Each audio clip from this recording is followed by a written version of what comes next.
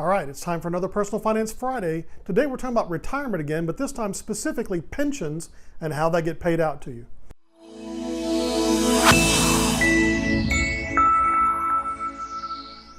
All right, we're back and we're talking about pensions and how they get paid out to you, either as a lump sum of cash or as a series of annual payments known as an annuity. Pensions, as you may or may not know, are a retirement benefit offered by a few companies, though that number of companies is declining over time, as well as state and local governments ranging all the way up to federal service. Pensions automatically build up a retirement benefit the longer you work for the organization that offers it. So the longer you stay, the greater the benefit will be once you retire. These organizations have what's known as a benefit formula that calculates what your pension benefit will be based on the term of your service, how many years you work for them. Sometimes it's years plus extra months, depending on how close you are to retirement. And there are other credits they will give you for certain types of service that accumulate extra benefits for your pension. Ultimately, the calculation becomes how much will they be paying out to you as a lump sum if you choose that option, or how much will your monthly benefit be for your remaining life. Most organizations that offer a pension benefit also have a maximum benefit. So no matter how long you work for them, there's only a certain amount that you can achieve. And after that time, if you keep working for them, your benefit doesn't get any larger. A lot of employees who work for a company like that or an organization like that will sometimes work to that maximum, retire, and go to work for somebody else, or come back to work at that same company as a contractor, something else like that, since there's no point continuing with that same organization to increase your retirement benefit any further. Now, as previously mentioned, when it comes time to retire from that organization, you'll be offered the option of taking it as a huge lump sum of cash or as a series of monthly payments over time for the remainder of your life. There are also another plethora of options that we'll talk about in a moment, as far as variations on that benefit and what that amount will be depending on the options that you choose. If you choose to take the annuity, the payments over time, there are a number of options that they'll then offer you that can alter the monthly amount that's paid to you. Now, some of those options are things like a survivor benefit. If you're married and have a spouse, then you might choose that 100% or the entire monthly amount gets paid to them continually for the rest of their life should you pass.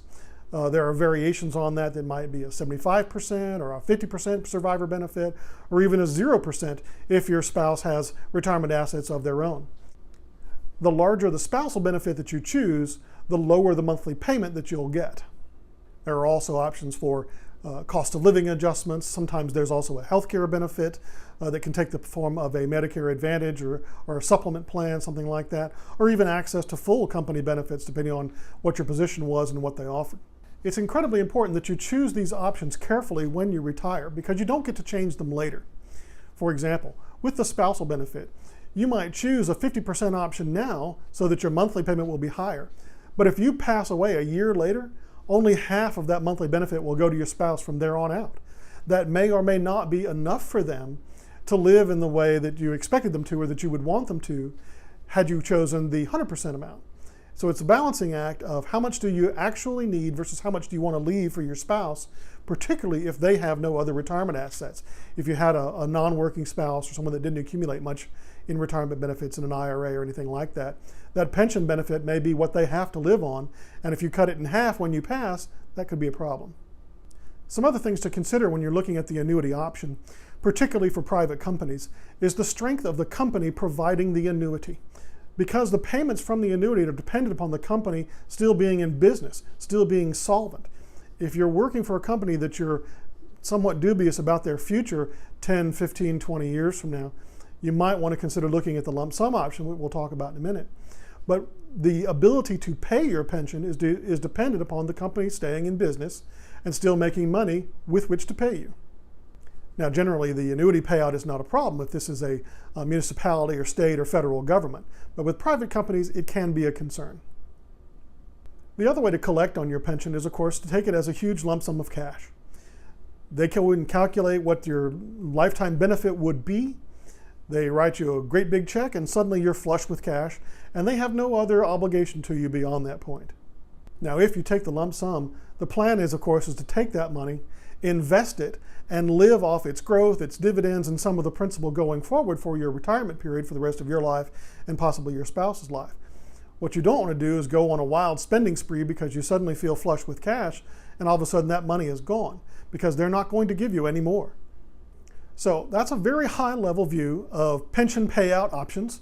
Now some companies may have some twists on those where it's partial lump sum cash, partial lifetime annuity. There are all kinds of variations, and you'd want to talk to a fee-only financial planner about what your company or organization offers specifically and what's right for you, possibly your spouse, and for your long-term financial plan. So talk to a professional about it. Right, that's our wrap up on pension payouts, annuities versus lump sums. Thanks for watching. Please like and subscribe, share with your friends if you think it would be useful to you, and always, as always, see you next time.